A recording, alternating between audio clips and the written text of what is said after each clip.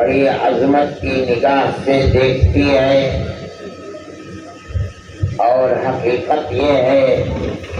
کہ اس ملک کا ہر رہنے والا شخص، چاہے وہ کسی بھی برادری سے تعلق رکھتا ہو یا کسی بھی مذہب سے تعلق رکھتا ہو، اس کے لیے غلامی سے نکل کر ملک کی آزادی کو حاصل کرنے کی بنیاد پر یہ دن بڑا عظیم دن سمجھا جاتا ہے، اور یقیناً یہ دن اپنے اندر عظمت رکھتا ہے، اس لیے کہ آزادی کی ایک تاریخ ہے۔ اس دن ملک کا ہر طبقہ اپنے ان بزرگوں کو یاد کرتا ہے اور آزادی کے لیے ان کی جاں فشانی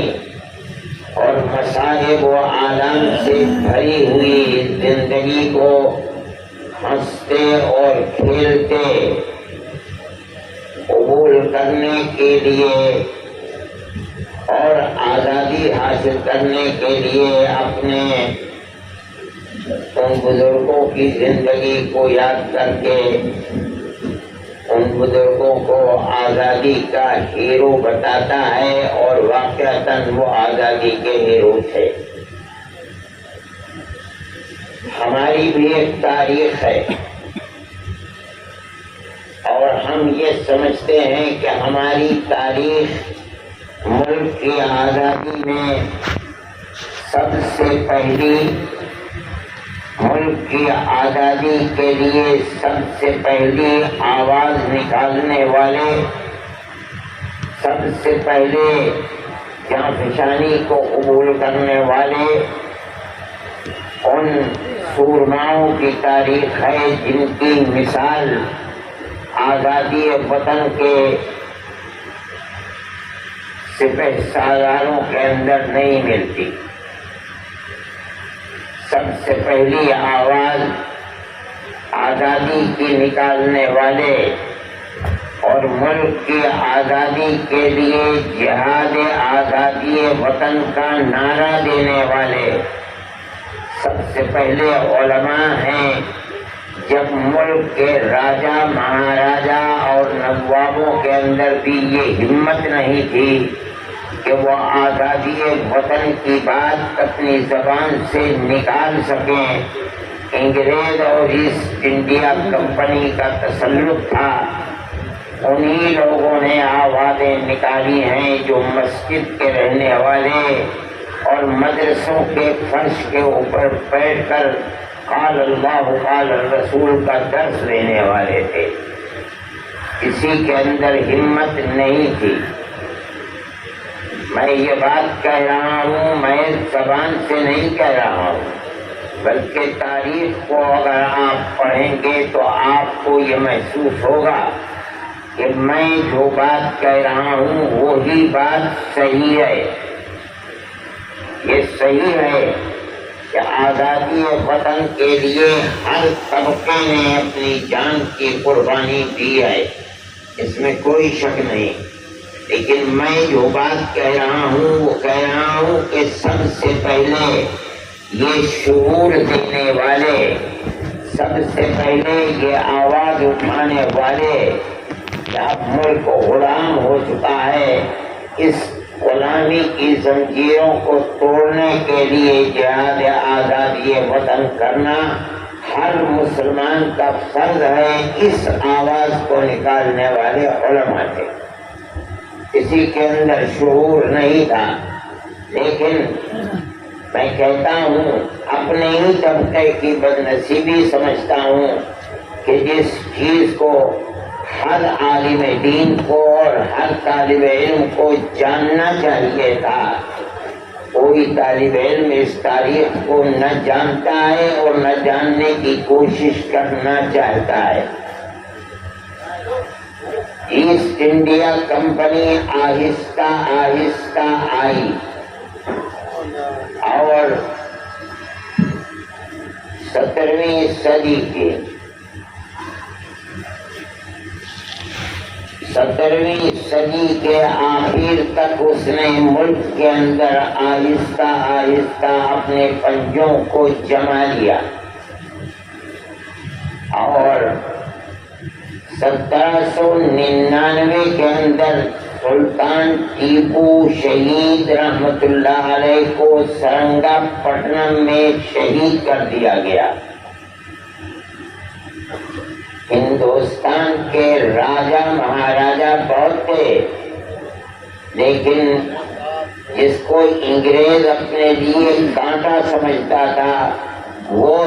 صرف اور صرف سلطان ٹیپو شہید تھے رحمت اللہ علیہ۔ اپنوں کی غداری، خود وہ لوگ جو ان کے ٹکڑوں کے اوپر پلتے ہوئے تھے، میر صادق اور دوسرے لوگوں نے غداری کی اور انگریز کے ٹکڑوں کے اوپر پل رہے تھے، اس لیے ان کی غداری سے سلطان کو شہید کر دیا گیا۔ 1799 کے اندر جب سلطان ٹیپو شہید ہو گئے تو ان کی لاش پر کھڑے ہو کر کے انگریز جنرل نے یہ بات کہی تھی کہ آج ہندوستان ہمارا ہے۔ جب تک سلطان ٹیپو زندہ تھے اس وقت تک یہ کہنے کی ہمت اور جرات ایسٹ انڈیا کمپنی کے اندر نہیں تھی، اور اس کے بعد انہوں نے جو چھوٹی اور بڑی ہندوستان کے اندر راجا مہاراجا اور نواب حکومت کر رہے تھے، ان سب کو اپنے پنجوں کے اندر لے کر 4 سال کے بعد سن 1803 میں دلی میں یہ اعلان کیا کہ ملک خدا کا، ملک خلق خدا کی، حکومت ملک بادشاہ سلامت کا، لیکن آج سے حکم ایسٹ انڈیا کمپنی کا چلے گا۔ یہ مشہور جملے ہیں، خلق خدا کی ہے، ملک بادشاہ سلامت کا ہے،